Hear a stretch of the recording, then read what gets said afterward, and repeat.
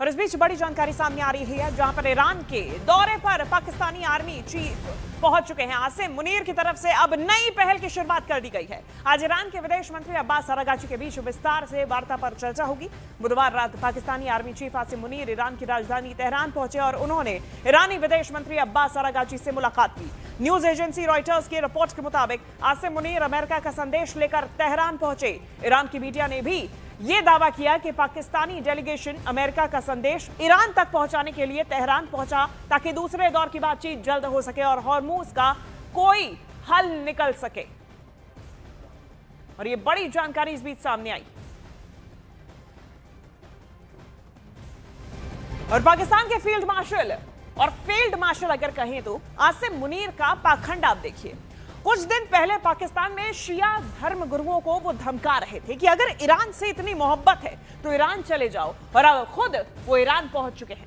Trump का postman बनकर Tehran में वो जम चुके हैं। कैसे, चलिए आपको हम समझाते हैं किस तरीके से यहां आसिम मुनीर पहुंचे हुए हैं। अगर पाकिस्तान की बात की तो देखिए, शिया धर्म गुरुओं की एक सभा हुई थी।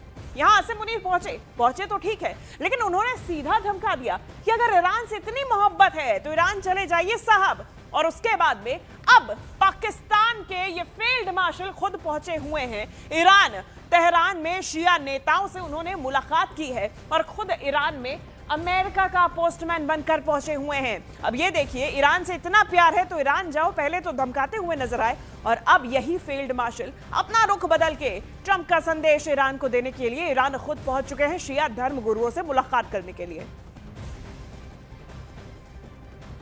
और ऐसे में आप देखिए, ये जो इनकी दोगली बातें हैं ये एक बार फिर से सामने आई हैं। जहां आसिम मुनीर की तस्वीरें तो सामने आई ही, वहीं दूसरी तरफ ट्रंप का पोस्टमैन बनके पाकिस्तान की तरफ से ईरान का रुख किया गया और ईरान पहुंच के आसिम मुनीर ने यही बात की है कि भाई अब कोई हल निकालिए। और पाकिस्तान आर्मी चीफ अब ईरान पहुंचे हुए हैं। दूसरे दौर की बातचीत पाकिस्तान में हो जाए, इसके लिए पूरी कोशिश की जा रही है।